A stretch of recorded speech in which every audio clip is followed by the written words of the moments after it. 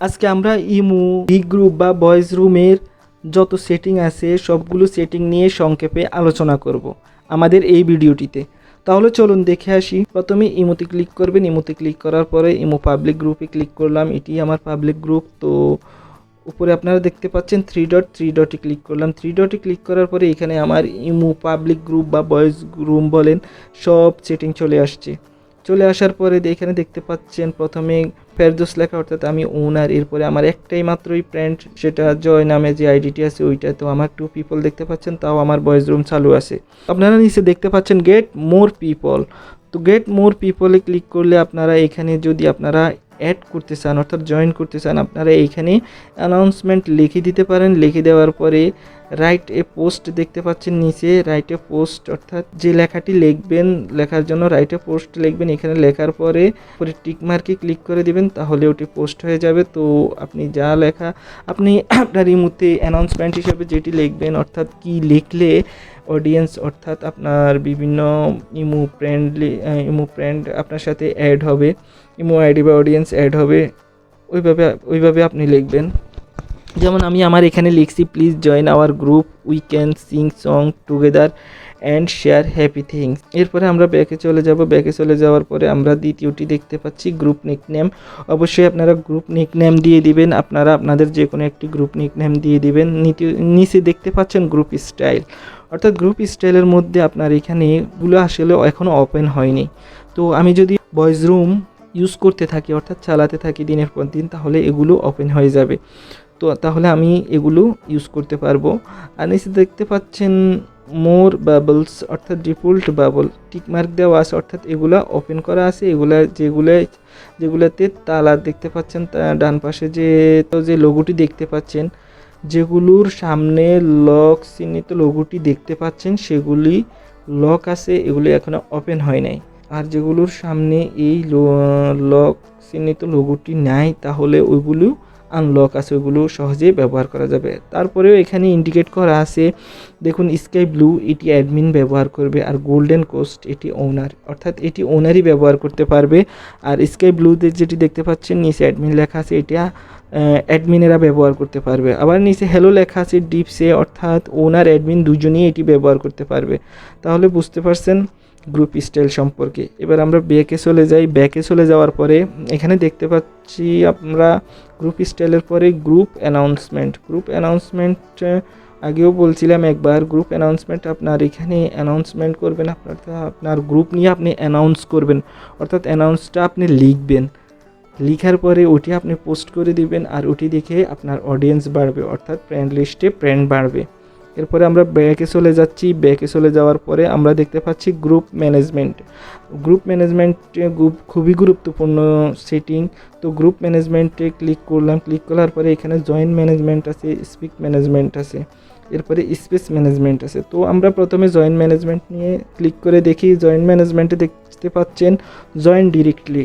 আপনি যদি join ডিরেক্টলিতে click করেন, তাহলে যে কোনো অডিয়েন্স বা ফ্রেন্ড আপনার সরাসরি আপনার গ্রুপে অ্যাড হতে পারবে, সরাসরি অ্যাড হতে পারবে। যদি জয়েন বাই ভেরিফিকেশন দেন, তাহলে ভেরিফিকেশন ছাড়া সে জয়েন হতে পারবে না, অর্থাৎ তাকে হয়তো একটি কোশ্চেন করা হবে, সে আপনার গ্রুপটিতে অ্যাড হতে চাইলে তাকে একটি কোশ্চেন করা হবে, ওই কোশ্চেনের অ্যান্সার দিতে পারলে সে আপনার গ্রুপে অ্যাড হবে।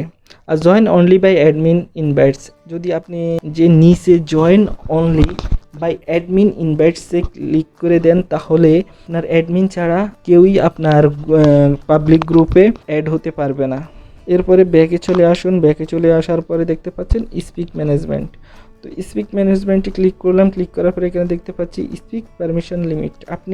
আমি এখানে স্পিক পারমিশন লিমিট অন করে রাখছি, অফ করে দিলে দেখতে পাচ্ছেন লিমিট চলে গেছে। আর আমি স্পিক পারমিশন লিমিটে 60 মিনিট দিছি, অর্থাৎ কেউ যদি আমার পাবলিক গ্রুপে এসে 60 মিনিট কথা বলে বা 60 মিনিট ভিজিট করে কোনো ফ্রেন্ড, তাহলে সে 3 লেভেল পার হবে। এরপরে দেখতে পাচ্ছি allow only admins to speak. এখানে আপনি যদি এটি ক্লিক করে দেন, তাহলে অ্যাডমিন ছাড়া কেউই কথা বলতে পারবে না।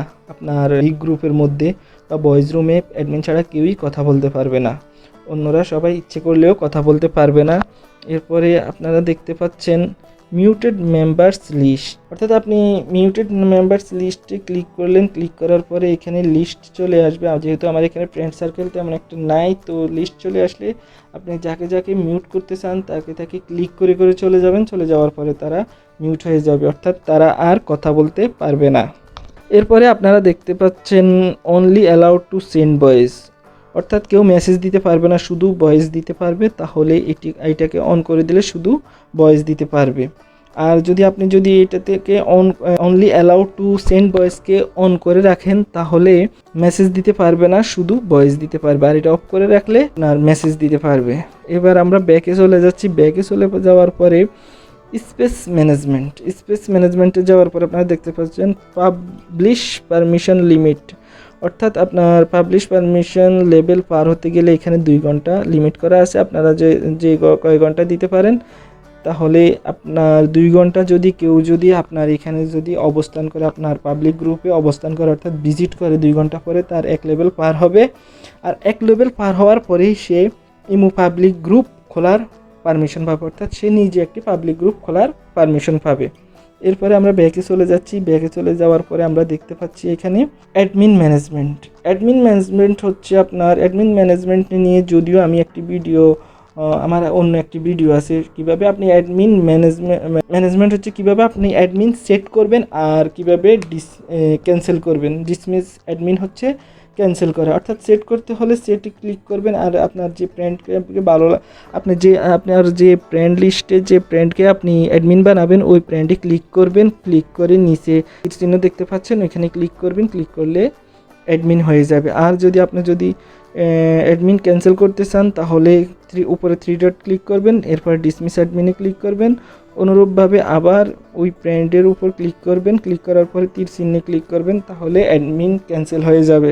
এরপর আমরা পিছনে চলে আসছি। চলে আসার পরে অ্যাডমিন দেখলাম কিভাবে অ্যাডমিন ম্যানেজমেন্ট দেখলাম কিভাবে অ্যাডমিন সেট করে এবং ডিসমিস করে বা ক্যান্সেল করে। তারপরে দেখতে পাচ্ছি ট্রান্সফার গ্রুপ। আপনি আপনার গ্রুপটি ট্রান্সফার করতে চান তাহলে ট্রান্সফার গ্রুপে ক্লিক করবেন। ক্লিক করার পরে আপনার যে ফ্রেন্ডকে ট্রান্সফার করতে মন চায় ওই ফ্রেন্ডের উপর ক্লিক করবেন।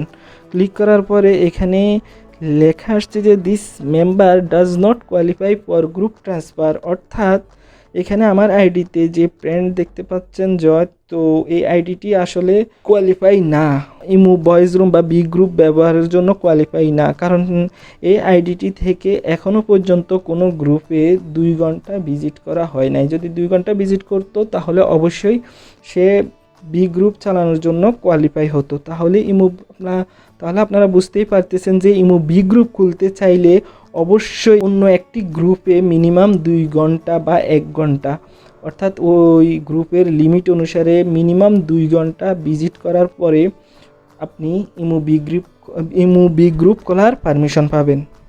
এরপরে আমরা ব্যাকে চলে যাচ্ছি। ট্রান্সফার গ্রুপের পরে গ্রুপ টুলস দেখতে পাচ্ছি। গ্রুপ টুলসে ক্লিক করলাম। ক্লিক করার পরে আপনারা দেখতে পাচ্ছেন এখানে 2টি গ্রুপ টুলস অ্যাড করা যাবে। আমি অ্যাড করছি প্রেয়ার, একটি অ্যাড করছি।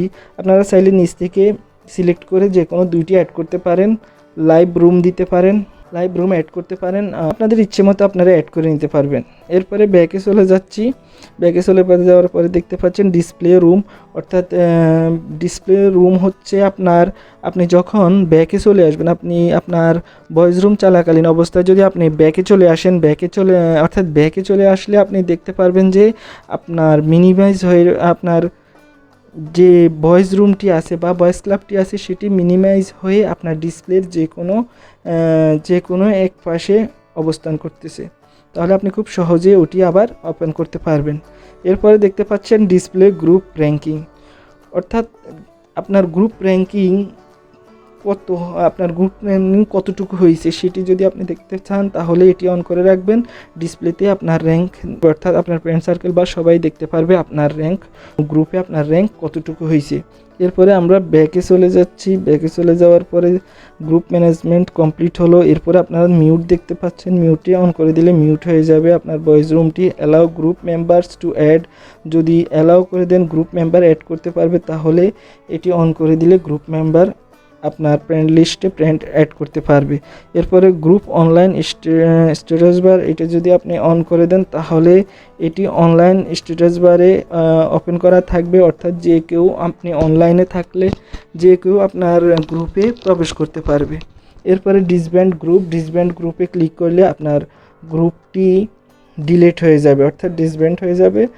তো এই ছিল আমাদের আজকের ইমো বি গ্রুপের সকল সেটিং সম্পর্কে সংক্ষেপে আলোচনা।